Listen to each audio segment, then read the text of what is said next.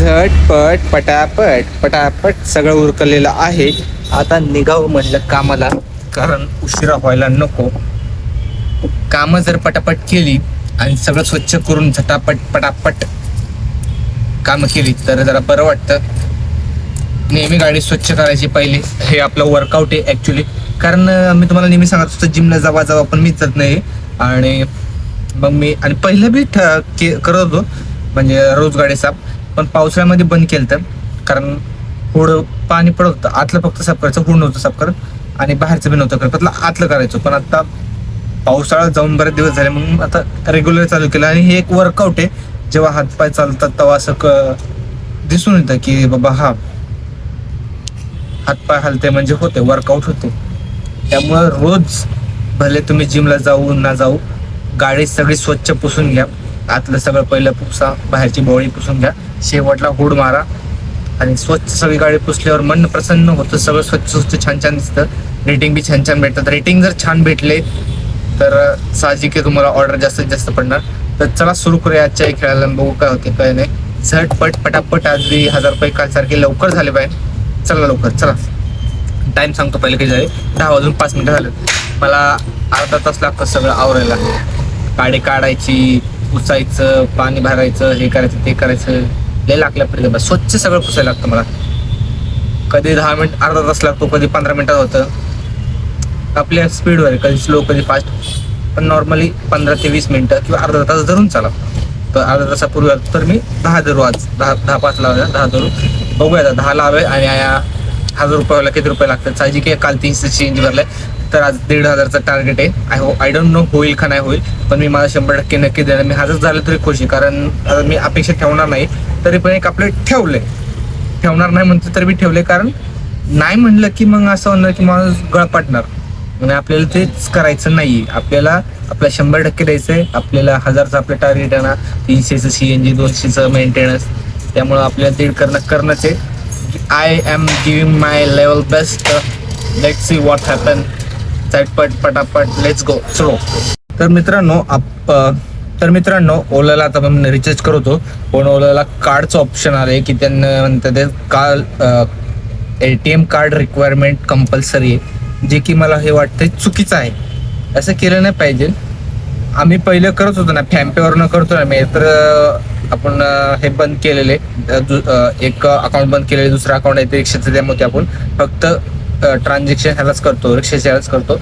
आणि हे जे आहे आता पर्सनलसाठी आपण हे ठेवले, फॅम्पे ठेवले. आता फॅम्पे कालपर्यंत सगळे ऑप्शन दाखवते, जेवढे UPI पेमेंट आहे ते सगळे दाखवते. आजपासून ते बंद केलेत. आजपासून त्यांनी फक्त एक कार्डचं ऑप्शन ठेवले. म्हणजे तुमच्या हिशोबाने चालणार का सगळं. पेमेंट बी आता तुमच्या हिशोबाने करायचं का. मी कार्ड ॲड करा आणि मगच पेमेंट करा. मग भाऊ ओला बंद करायला लागते. मी आता फॅम्पेवरच करणार आहे, माझ्याकडे दुसरं ऑप्शनच नाहीये. एखाद्याकडे तर फॅम्पे बी नसेल, मग ते ओला बी वापरू नाही शकत, असा विषय. आता जर ओला रिचार्ज नाही केलं तर ऑर्डर पडतील, पण हाताला नाही लागणार आणि पट्टी स्लो जाईल. जसं की मी तुम्हाला अगोदर बी सांगितलं, रिचार्ज मारलं तर पट्टी फास्ट जाते आणि रिचार्ज नाही मारलं तर एवढी स्लो जाते की ती पट्टी संपतो पण ती कोणाला ऑर्डर निघून जाते. असं बी रिचार्ज मारलं तसं बी राहत नाही, पण चुकून माकून एखादी बसते म्हणून रिचार्ज मारतोय, त्यात बी ओलाची अशी नखरेत.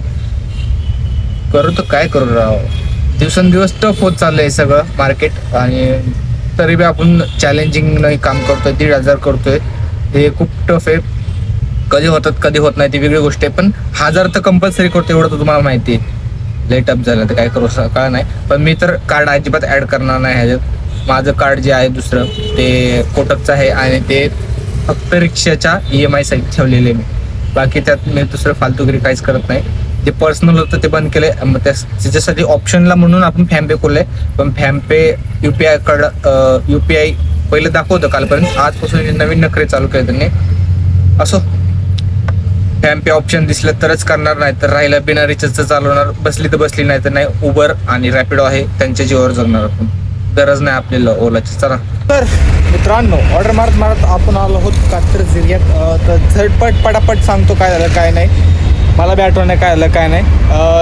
जिकडं पडेल तिकडं ऑर्डर घेत बसलो. पहिली ऑर्डर मला वाटतं रॅपिडोची पडलेली, आणि रॅपिडोचे खूप खूप धन्यवाद की आज बॅक टू बॅक त्यांनी ऑर्डर दिलेत आपल्याला. ओलाला काय आलं आहे काय माहिती, जसं की सकाळी म्हणलेलं त्याचा काहीतरी ATMचा प्रॉब्लेम आहे. नंतर त्यांनी UPIचा ऑप्शन दिला मला, काहीतरी ग्लिच असेल त्याच्याकडनं झालं असेल म्हणून फॅमपेने केलं आपण. पण ओलाने आज एकही ऑर्डर दिली नाही. 25 रुपये वाया गेले. रिचार्ज मारून काही फायदा झालेला नाही. 25 रुपये वाया गेले आणि आज नाही बरेच दिवस झाले माझं असंच चाललं आहे. रिचार्ज मारतोय वाया जातोय, ऑर्डर पडत नाही आणि पडलं तरी हाताला लागत नाही. आणि जरी ॲक्सेप्ट केली तर मला जाऊ वाटत नाही, कारण प्राईजच असे दाखवतात आणि त्यांना मी समोरनं म्हणतो आहे मीटरनी जाऊ तर नाही म्हणतं. ते नाही म्हणतात तर मी तरी कसं येणार. उगाच मला CNG कशाला वाया घालू. मला लगेच ऑप्शनला रॅपिडो वगैरे आहे आणि ते चांगले येतात रॅपिडो आणि उबर. मला तर वाटतं उद्यापासून पहिल्यासारखंच करायला लागेल, ओलाला अनइन्स्टॉल करायला लागेल, त्याशिवाय परवडणार नाही. उगाच 25 रुपये रोज वाया घालणार. मी का करतो मला माहीत नाही. माझी एक आशा आहे की नाही का बाबा चुकून माकून एखादी चांगली ऑर्डर पडेल, मोठीवाली. एकदा दोनदा लागली होती नाही का 300-400वाली का 500वाली, तशी चुकून माकून एखादी भेटेल ह्या आशेने मी 25 रुपये इन्व्हेस्ट करतो.